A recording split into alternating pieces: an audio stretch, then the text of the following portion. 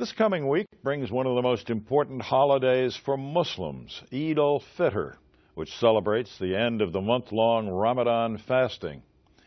Today, Kim Lawton reports on one of the fastest-growing trends in the American Muslim community, Latinos converting to Islam. At the Islamic Center of Greater Miami, Wilfredo Amar Ruiz and his fellow Muslims are breaking their daily Ramadan fast with water, dates, mangoes, and other fruit. Ruiz was born in Puerto Rico and raised a Catholic, but he says in 2002, after the birth of his twins, he began searching for a new spiritual path. The following year, he converted to Islam. What attracted me the most was the simplicity of its theology. Islam is very simple. God is the creator, that's it. Today, Ruiz is an attorney with the Council on American Islamic Relations in Miami, and he's part of one of the fastest growing segments of Islam in the U.S., Latino Muslims. More and more Hispanics are embracing Islam, in part, Ruiz says, because they find a cultural familiarity that stretches back centuries to the Moors in Spain. Latinos soon reconnect with a hidden past. They say, Islam is not really that foreign to us. Islam is us, is part of us. 4,000 words from Spanish come from Arabic. Camisa, pantalón, tomate, ensalada. Scholars estimate there could be as many as 250,000 Latino Muslims in the U.S. According to one major survey, in the years between 2000 and 2011, the percentage of those attending American mosques who were Hispanic jumped from 6% to 12%. And experts say the numbers are much higher today. After going to Catholic school for 12 years, my faith needed a little bit more depth in it. And I was able to find it in Islam. Most Latino converts come out of Christianity, especially Catholicism.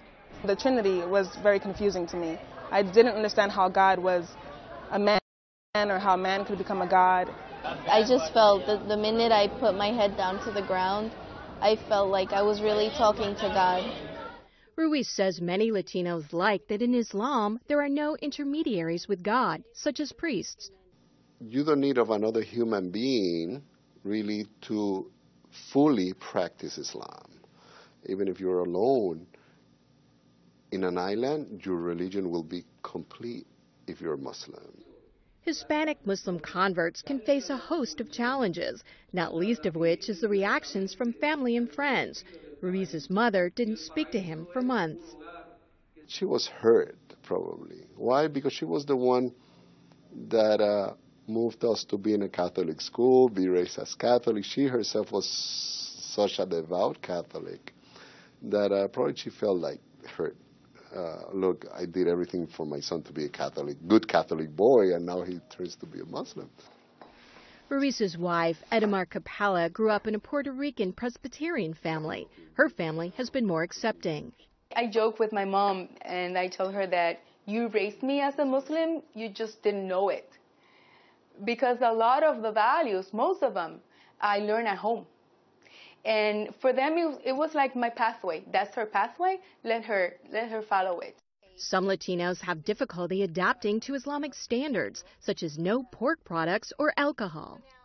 The Latino culture is a party without alcohol. What do you do I have people asking me, what do you do in a party if there's no alcohol? Capella has tried to make family recipes following Islamic rules. A lot of our recipes I had to work around and find a way of keep the taste, keep the flavors, but still I wanted them to taste Puerto Rican food, like Caribbean food, but without the pork. And it was a challenge, and I think I was pretty successful. A more serious challenge for Latino converts can be countering misperceptions about Muslims. I believe the challenge of adding another element of discrimination, like if we don't have enough, right? Ruiz says it can be a struggle trying to differentiate themselves from images of Islamic extremists often portrayed in the media. You become Muslim and you're a radical, you don't like our government, or you're anti-American, because Muslim believe that means that you're necessarily anti-American. It is hard. It is hard for us and present a big challenge, There also can be challenges from within the Muslim community. Even though most of the Muslims do see the Latinos very welcoming, when it comes to Latinos now taking leadership position in their communities, they are facing more challenges, right? Because they say, how can you be a leader or be an imam? Your mother tongue is not Arabic. How much Arabic do you know? Or how much you know of the Muslim culture? Mainstream Muslim groups have been trying to provide more support for Latino converts. AMANA, the American Muslim Association of North America, focuses on outreach and distributes Qurans and Islamic literature. Director Sofian Zakut says they can't keep up with Latino demands for Spanish translations. I have a guy from Ecuador. I gave him Quran and he was very happy. I've been looking for it 2 years. Another guy, Cuban, I gave him Quran. He started to dance in the street. Free Quran, because they hear about the Quran, but they never seen it. And it's not easy to find it, but we find it. We have it. On the wall of Amana's Miami office, Zakut keeps a sampling of conversion certificates with Latino names. Like Rodriguez, like Mercedes, Rosa. I want to put all the certificate, a copy of all certificates. We need all the rooms and all the walls to cover it because we really have a lot. At recent national conventions, the Islamic Circle of North America has been holding special sessions in Spanish for converts. Allah nos dice en el Quran. Many of them don't speak English, so it's very important for them to go to these conventions and acquire the knowledge, just as any other Muslim. Nahala Morales coordinates Hispanic outreach for ICNA's Why Islam project. She attends the North Hudson Islamic Center in New Jersey, where about 30% of the congregation is Latino. During the World Cup games, she led a team to Brazil, where they passed out literature and talked to people about their faith. ICNA says more than 50% of the Latino converts they see are women. Many choose to wear a head covering or hijab. So the reason I wear the scarf is because I expect to be respected by the opposite gender. I don't want to be catcalled, and I don't want to be judged by my appearance. In fact, I want to be judged by my intellect. It reminds you of who you are and what values you have. And I don't see that as oppression. I see that as a favor to me to be able to do the right thing all the time. Roraima Aisha Kanar emigrated from Cuba when she was 5 years old and converted to Islam when she was 23. My father, when we came from Cuba, taught me to love this country for opening their arms to us. And at this time as a Muslim, I'm still cherishing it because I am free to be a Muslim. Ruiz, who served as a Navy chaplain, says Latino Muslims bring much to the American Muslim community. You can keep your own cultural expressions and be equally American. Latinos, he says, can also teach the largely immigrant Muslim community about political organizing and standing up for their rights.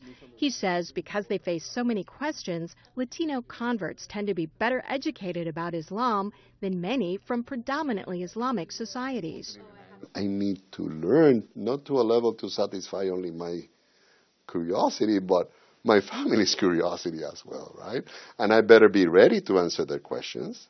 Because otherwise I might not look good saying, hey, have you embraced a religion and you don't know this about your religion? At the end of the day, Ruiz believes any challenges Latino Muslims face diminish with the joy, he says, they find in Islam. Islam, what brings to most of the people is peace. People feel at peace first with themselves, of who they are and the way they have chosen, and at peace knowing what is the purpose of life. And that's something they want to spread throughout the Hispanic world. I'm Kim Lawton in Miami.